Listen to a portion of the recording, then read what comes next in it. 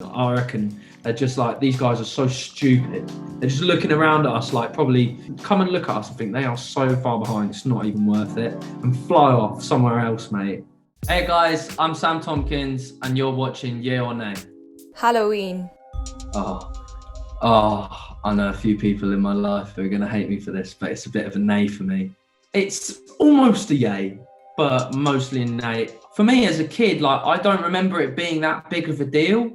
I never went trick-or-treating or anything, like, no one seemed to care about it. But then I came from a countryside and I always find we're slightly behind everyone else. So maybe that's what it is, but it just never seemed to appeal to me. Like, I didn't like horror movies growing up. I do like them now. I like thrillers and psychological thrillers and horrors now. So I can get with that. That's why it's slightly a yay, because they're some of my favourite genres of film. Aliens. Yay. Just a big yay in general. Just like a massive yay in general. Like, I both believe in them massively, and also I just probably think they're well all right. I would love an alien friend. Hey. Definitely. Bro, I have this horrible feeling, that aliens have come to our planet and just gone, fucking hell, these guys are absolute losers, I'm leaving. I reckon they're just like, these guys are so stupid. They're just looking around at us like, probably come and look at us and think they are so far behind, it's not even worth it, and fly off somewhere else, mate. No thanks, I'm off, mate. See you later. Zombies. See, here's the thing. This is a yeah or nay game. I'm probably going to have to say nay for zombies because I don't think that they're very nice. They've never been portrayed as very nice. I've never seen like a nice zombie in any film. So I'm going to go with they're probably like massive heads, and I don't really want to be mates with the zombie really. And as for surviving in an apocalyptic situation, I've done a pretty good job this year, if we can call it close to it, which is the closest thing I can possibly say is that. But no, on a serious note, I think I'd die within 7 days. I think I've got 7 days, because I'd be shook for like, I don't know, 2 days. Third day I'd creep out. Fourth day I'd go to McDonald's and see if they've got any like fries and I can fry them. Fifth day, 7 days I reckon. I reckon fifth or sixth day I'm out. Definitely, I'm out of the game. Paying on the first date.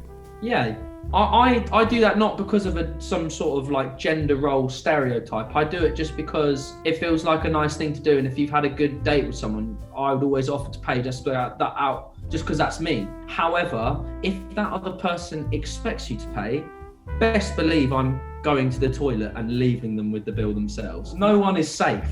You can't just like think you're just going to get the meal paid for you. If someone comes out without a purse or wallet on the first date, they've got another thing coming, I'm telling you. Going to bed after an argument. Nay. No way. I hate that. I hate leaving things without... Sometimes I need some space. Sometimes I need some space, that's for sure. And so does she. But I can never really go to sleep without knowing it's kind of patched up and resolved, because otherwise I just won't sleep. Perfection. No, doesn't exist. As a word, it exists, but in a literal sense, perfection doesn't exist, because no one's perfect. No one's the best singer, best dancer, no one's the best everything. I do think that striving for perfection isn't always like the worst thing in the world, but it can be detrimental. Perfection is a big nay for me, because it's sort of like social media. It's a false sense of reality. It doesn't exist. So Krept Konan. Yay, definitely. I was 18 and they just released their debut album, so it was the one after their mixtape. They had a song on the album called Falling, which was like more of a singy song. It was Conan singing it, and I did a cover of it on Twitter, and it kind of semi-blew up within that world.